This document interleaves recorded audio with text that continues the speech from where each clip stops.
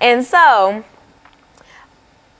also, there are so many stereotypes that come from anti-sentimental feelings toward Islamic people, and some aren't even stereotypes. Like, for instance, I was flying to Washington, D.C. by myself. Or no, I was flying from D.C. to Nashville, and there was a man behind me, and I think that he was a Muslim. Well, he had a Quran in his hand. And we were in line trying to go through TSA. And so I went through and got my stuff, and I sat waiting for the rest of the group that I was with to get ready to board a plane. And they were just giving him the hardest time trying to go through security. And they were just doing unnecessary things that were just, like, they made him open up his Quran and they had to, like, flip through it and, like, put it through the machine. Like, that's extra. I was carrying bags and stuff, and they didn't do half as much stuff to me as they did to him. And I'm just sitting here thinking, like, wow, this is the country we live in. And other people were just looking, and I saw a couple teenagers just laughing. I'm like, are you kidding me? This is actually happening.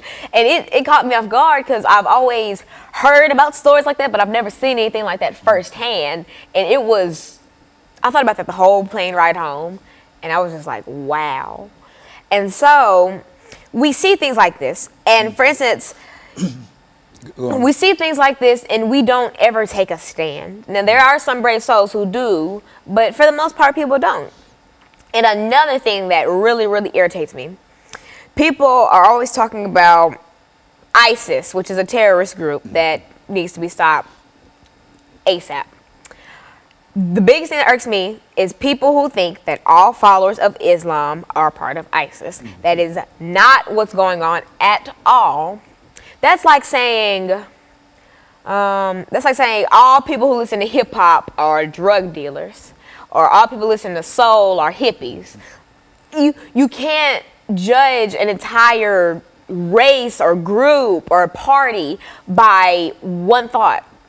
Like, I grew up in a Democratic household, but I can tell you that not all Democrats hate gays or whatever. And I can tell you that not all Democrats hate Republicans. It's just, I hate stereotypes like that. And I hate when people try to classify large groups by one thing that just so happens to be popular among that group of people. Like, yes, a lot of people in the world like fried chicken. Yes, a lot of black people like fried chicken. Not all black people like fried chicken, and I wish people would get that through their heads. Well, Lana, when you see people thinking in terms of animosity toward these various groups, we've got about 2 minutes in this segment.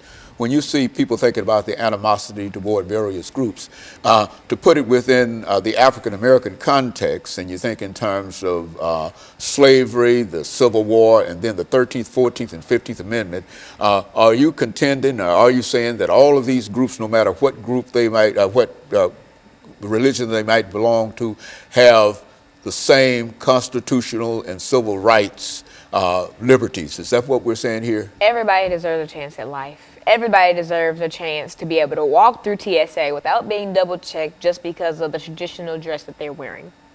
Everyone deserves a chance to be able to walk freely down the street without being called ISIS. Every black woman deserves the right to walk down the street without being called I don't know if I can say that on TV. No, but I'm don't say it. And every white person deserves not to be able to be labeled as, every white Southern person deserves not to be able to be called KKK or say some stupid stereotype like they date their cousins or something. Because, I mean, sure, that may have happened in the South, but you can't classify a whole group of people by that one thing.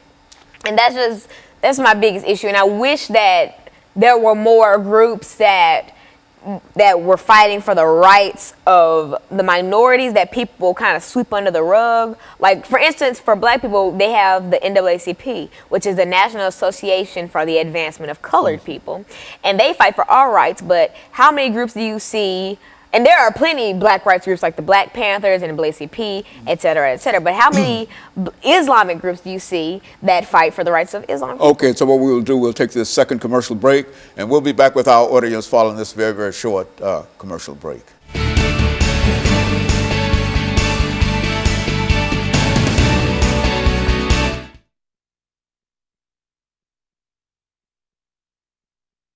Impact tariffs. In my own in your world. own world. Like I told you about the airport incident. That's crazy. We were all going through. I was coming back from D.C. because I was with the Junior National Young Leaders Conference. Okay, well, let's see. We say that all groups deserve civil rights, 13th, 14th, 15th Amendments. That's the right to vote, the right to... Citizenship right. They're citizens, and they have the right to vote. And they have the 13th, 14th, and the 15th. The 13th Amendment is freed slavery, and the 14th Amendment is citizenship. Abolish slavery, gave us the right to vote and the right to citizenship. That's right, and so everybody deserves that. Work around in there and talk about that. Some of the things that make us all alike, in spite of what religion or what situation we might find ourselves. Okay, so 13 slavery, 14 is vote. Yeah, and the 14 citizenship. Okay, 15 so slavery, citizen, vote. Yeah, and put much information on the importance of voting too, because we're in a voting season and whatever, and et cetera. Don't let Donald Trump. Huh? Yeah, okay. You know, just that's what I'm talk about, the basic constitutional rights that people have. The 13th Amendment black folks had because they were slaves. In the 14th Amendment they became citizens, and the 15th Amendment allowed them the right to vote. And now when we talk about voting, this is where it's needed. People like people in your situation. And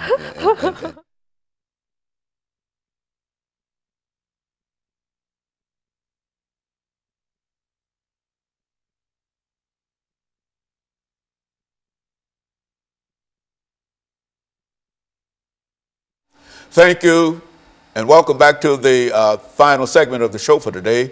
We're talking to Alana McLaughlin, and she's giving us some information in reference to anti-Islamic sentiment in the United States of America.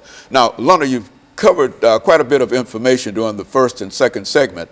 Let's give you the opportunity during the final segment to deal with some of the other aspects of this anti-Islamic sentiment. All right, and so if you're just tuning in the second segment, I talked about one personal experience that I saw anti-Semitism. Sentiment, oh my God, sentiment going on towards a man who was carrying a Quran. He had on a traditional dress from some country. I'm not quite sure because I haven't really taken any cultural classes. But he was an American. He was carrying a Quran, so I'm going to make an inference that the man was a Muslim. And so we were kind of okay, I was in Washington, D.C., so I was at John F. Kennedy Airport, and I was trying to go to Nashville. And so I was going through TSA, and